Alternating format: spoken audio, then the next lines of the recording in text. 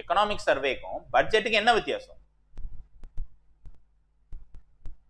Economic survey வந்து ஆக்சுவலா வந்து ஃபைனான்ஸ் மினிஸ்டர் வந்து ஜனவரி 31 வந்து அனௌன்ஸ் பண்ணுவாங்க. சோ அதனால தான் ஜனவரி 31 நியூஸ் ஆர்டிகல்ஸ் எல்லாம் பாத்தீங்கன்னா எக்கனாமிக் சர்வே பேஸ் பண்ணி வருது. பட்ஜெட் வந்து ஆக்சுவலா வந்து பிப்ரவரி 1 வந்து நம்மளுடைய ஃபைனான்ஸ் மினிஸ்டர் வந்து அனௌன்ஸ் பண்ணுவாங்க.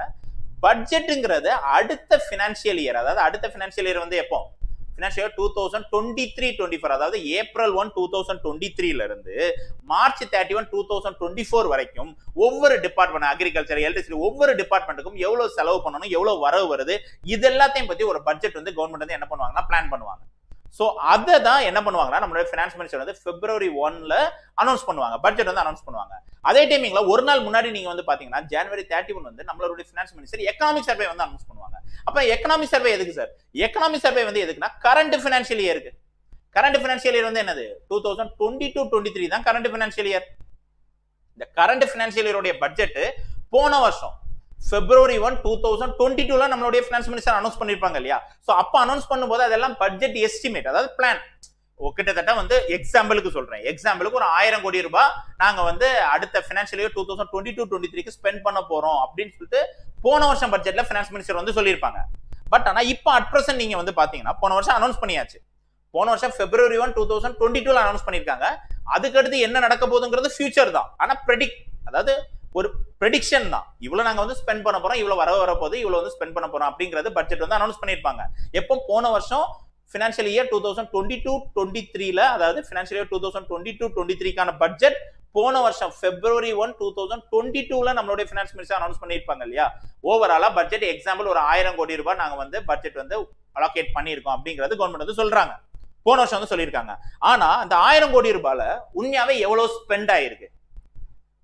கரண்ட் ஃபினான்ஷியல் இயர்ல, ஃபினான்ஷியல் 2022-23, இப்ப நம்ம கரண்ட் ஃபினான்ஷியல் இயர், இந்த ஃபினான்ஷியல் இயர்ல ஆக்சுவலா எவ்வளவு ஸ்பெண்ட் ஆயிருக்கு? நீங்க பட்ஜெட்ல ஓகே ரைட் 1000 கோடி ரூபாய் ஸ்பெண்ட் பண்ணணும்னு சொல்லிருக்கீங்க, எக்ஸாம்பிளுக்கு ஸ்பெண்ட் பண்ணு சொல்லுங்க. ஆக்சுவலா எவ்வளவு ஸ்பெண்ட் ஆயிருக்கு? ஆக்சுவலா எவ்வளவு ஸ்பெண்ட் ஆயிருக்குன்னா கிட்டத்தட்ட எக்ஸாம்பிளுக்கு ஒரு 1500 கோடி ரூபாய் ஸ்பெண்ட் ஆயிருக்குன்னு வச்சுக்கோங்களா.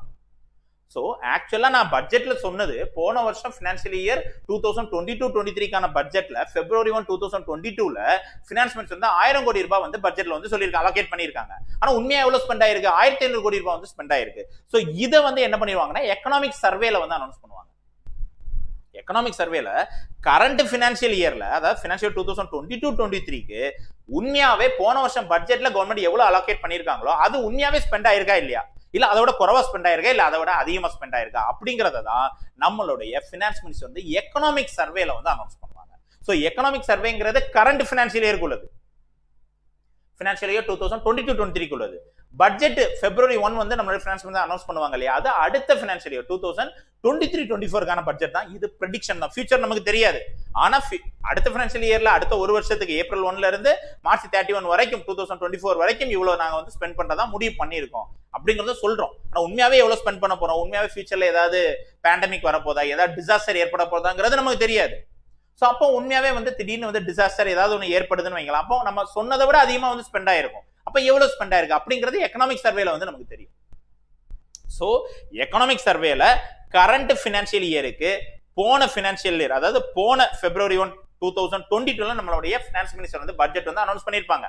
அதுல எவ்வளவு கரெக்டா வந்து நம்ம வந்து ஸ்பெண்ட் பண்ணிருக்கோம், ஆக்சுவலா சொன்னது மாதிரியே ஆக்சுவலா ஸ்பெண்ட் பண்ணிட்டோமா, இல்ல அதை விட அதிகமா ஸ்பெண்ட் பண்ணிருக்கோமா, அதை விட குறைவா ஸ்பெண்ட் பண்ணிருக்கோமா அப்படிங்கிறது எக்கனாமிக் சர்வேல தெரியும். சோ ஓவரா நீங்க தெரிய வேண்டியது வந்து என்னன்னா economic survey it is for the current financial year.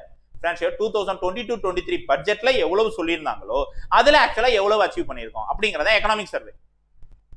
பட்ஜெட்ங்கிறது அடுத்த ஃபினான்ஷியல் இயருக்கு, ஃபினான்ஷியல் இயர் 2023-24க்கு தான் ஃபினான்ஷியல் 2023-24க்கான பட்ஜெட் தான் வந்து என்னதுன்னா பட்ஜெட்ல ஆக்சுவலா வந்து நம்மளுடைய ஃபைனான்ஸ் மினிஸ்டர் வந்து பிப்ரவரி 1 வந்து அனௌன்ஸ் பண்ணுவாங்க. ஓகேவா? சோ இந்த கிளாரிட்டி வந்து தெரிஞ்சுக்கோங்க, வித்தியாசம் வந்து தெரிஞ்சுக்கோங்க. ஆல்ரெடி உங்களுக்கு தெரிஞ்சதுன்னா சூப்பர் தான், தெரியாதவங்க தெரிஞ்சுக்கோங்க. சரியா?